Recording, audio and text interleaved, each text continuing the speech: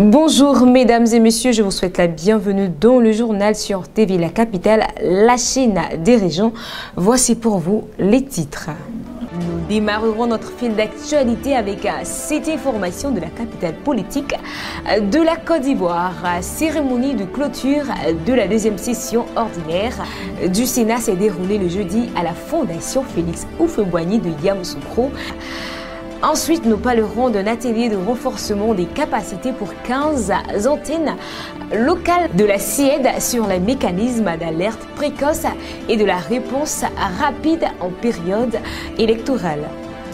Enfin, à Tomodi, il s'agira de remerciements à Madame Raymonde Godot, ministre-gouverneur de la région des Lacs.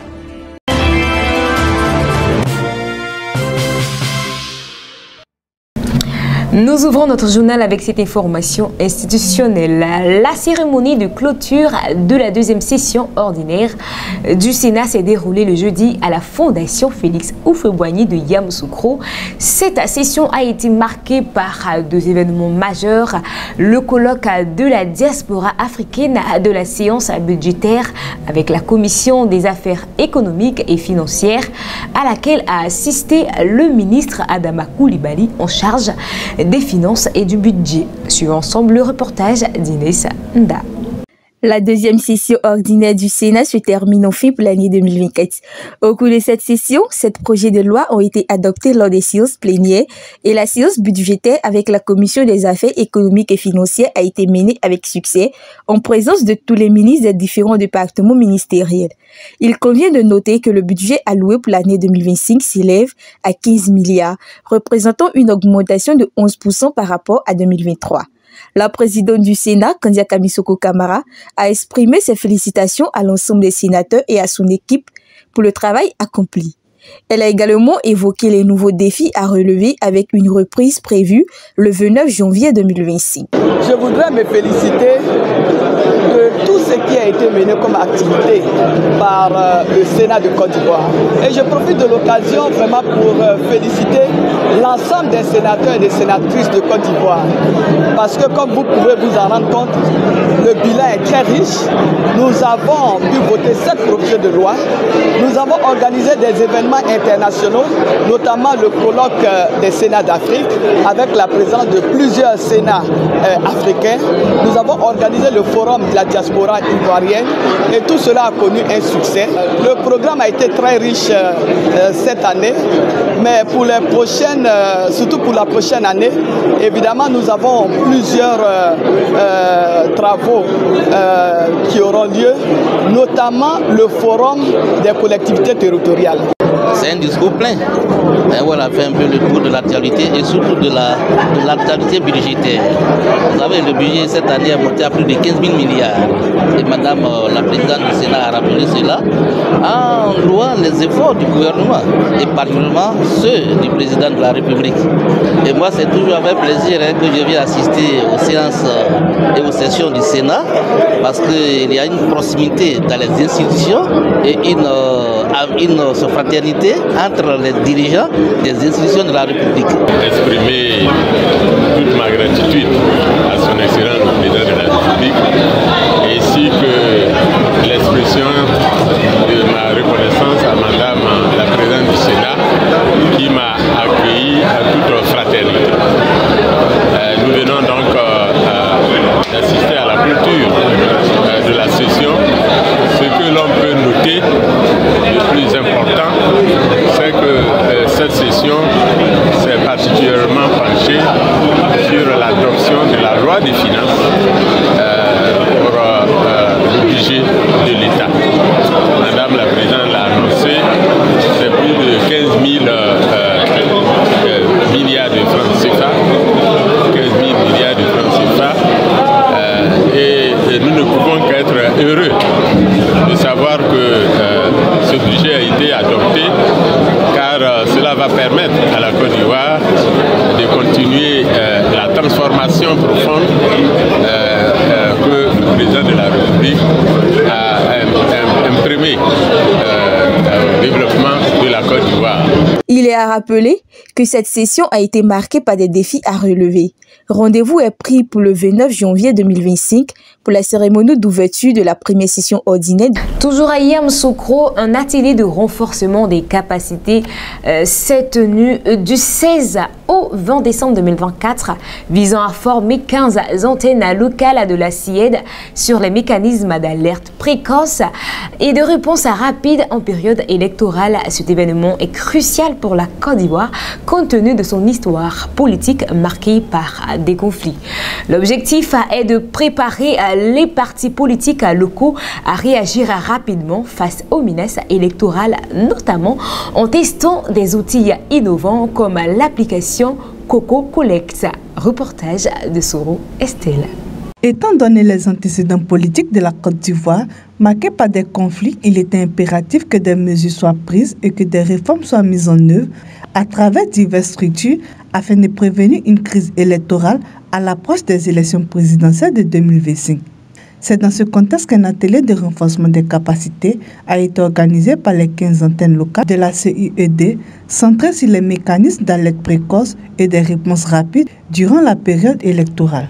L'objectif de cet atelier est de fournir aux partis politiques locaux des 15 régions sélectionnées les outils nécessaires pour réagir efficacement en cas de menace durant le processus électoral. Divers outils et innovations telles que l'application Collect Coco seront mises à l'essai lors de cet atelier pour former les participants. Ainsi, les partis politiques locaux seront en mesure de gérer et d'apaiser les tensions en cas de menace pendant les périodes électorales dans les régions respectives. L'utilité de ce que nous faisons actuellement, de ce renforcement des capacités, ça permet de façon réelle à apaiser nos élections quand nous connaissons le danger qui est déjà détecté pour que les élections soient paisibles. C'est surtout ça, parce que la Côte d'Ivoire vient de loin et vous savez, à chaque élection, nous avons des sorties de nos parents, des gens vont en exode, les gens font ceci, tout le monde se déplace. Il faut que ça s'arrête. Il faudrait que la Côte d'Ivoire devienne un pays où, après des élections, on aille jouer au pétanque, qu'on aille à la pêche, qu'on aille fréquenter et saluer des parents et des amis. C'est de ça qu'il s'agit. Alors il faut trouver les moyens qui permettent à ces Ivoiriens, à ces citoyens et à ces hommes politiques de comprendre que la Côte d'Ivoire doit être une et indivisible. Cette initiative bénéficie du soutien de la CNDI. Le NDI, en tant que partenaire technique et financier, nous, on est là pour venir prêter main forte aux organisations locales, en l'occurrence la CIED. Dans le cadre du programme Siècle, dans le cadre de l'activité avec la CIED, seront en mesure aussi d'être des acteurs pour s'assurer de mettre en place des mesures apaisées pour des élections démocratiques, mais surtout d'être en mesure de faire valoir les éléments qui sont sur le terrain, donc des acteurs politiques pour être en mesure de voir venir les problèmes potentiels, être en mesure d'agir lorsqu'il y aura peut-être des conflits. Cet atelier de renforcement des capacités des 15 antennes locales de la CIED sur les mécanismes d'alerte précoce et de réponse rapide en période électorale revêt d'une importance capitale pour la Côte d'Ivoire et se déploiera sur plusieurs sections. Nous terminons avec cette information de la ville de Toumoudi. Les populations de Toumoudi ont exprimé leur gratitude envers Raymond Goudou, ministre-gouverneur de la région des Lacs, pour son soutien constant à la population depuis sa prise de fonction. Grâce à ses efforts, notamment en matière de soins médicaux et d'interventions chirurgicales, les habitants de Toumoudi ont pu bénéficier d'une aide précieuse. Reportage de Soro Estelle. Depuis sa prise de fonction, Raymond Goudou n'a cessé d'apporter son soutien à sa population. Qu'il s'agisse de prise en charge ou d'aide médicale, elle a toujours fait preuve d'humanisme en venant en aide aux habitants. Suite aux demandes des chefs et à l'organisation des interventions chirurgicales ainières pour les patients de Toumoudi, il était essentiel pour eux de lui témoigner leur reconnaissance. Les actions sont nombreuses. On ne pourra pas tout citer ici. Nous avons donc décidé, nous qui avons bénéficié de ces dernières actions, de venir la saluer et lui dire merci. Voilà le but de notre venue ici aujourd'hui, en cette fin d'année. Nous disons merci à Madame. À travers Madame, c'est le président de la République que nous voulons atteindre. Lui qui a permis que Madame puisse avoir les moyens et aider ses parents de Toumoudi. Nous disons merci. comme vous venez de souligner, sur instruction de Madame la ministre-gouverneure, les PhD de Toumoudi, avec à sa tête le directeur et l'un des chirurgiens représentés ici par Dr Dongui, a eu à prendre en charge des malades porteurs de hernie, qui est une affection qui est beaucoup plus présente un peu partout, mais particulièrement en zone forestière. Et nous avons eu à opérer 13 malades qui étaient porteurs d'une hernie, d'autres inguinales, d'autres inguinoscrotales. Des malades. Voilà, des malades. Donc, la particularité de cette intervention qui a été réalisée ici, c'est que c'est une intervention qui a été réalisée avec des prothèses. Donc, ça offre pratiquement le risque de récidive à pratiquement zéro. Donc, c'est des personnes qui sont totalement guéries de cette affection-là.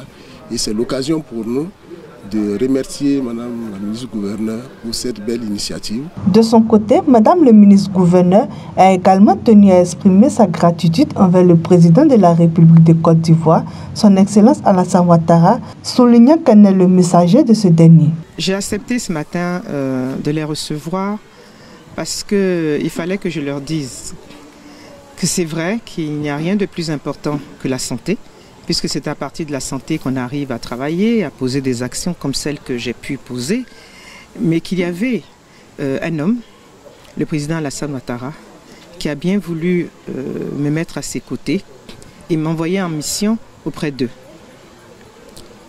Les aider, les accompagner, les aider pour être justement, avoir la santé, être en forme et s'occuper également de leurs enfants et de leur famille. Je pense que le message, et un des seuls messages que j'ai tenu à leur faire passer, c'est qu'il faut qu'on se rende bien compte que la Côte d'Ivoire avance. La Côte d'Ivoire de 2010 n'est pas la Côte d'Ivoire de 2024. Beaucoup de choses ont été faites et il faut avoir la reconnaissance. De la même manière où ils sont venus ce matin pour m'honorer et être reconnaissants des actions que j'ai pu mener, de cette même façon, je leur ai demandé d'être reconnaissants au président Alassane Ouattara et à son gouvernement. C'est bien parce que le président Alassane Ouattara a accepté de me mettre à ses côtés qu'il m'a envoyé en mission auprès d'eux pour des actions de développement. Mais le développement, c'est quoi? Le développement, c'est la santé, c'est l'éducation, ce sont les infrastructures. Donc ils sont contents aujourd'hui, mais je pense qu'il faut rendre à César ce qui est à César et dire aussi merci au président Alassane Ouattara. Ce geste de gratitude renforce les liens entre les gouvernants et les gouvernés, tout en rappelant que le bien-être des citoyens doit rester au cœur des préoccupations politiques.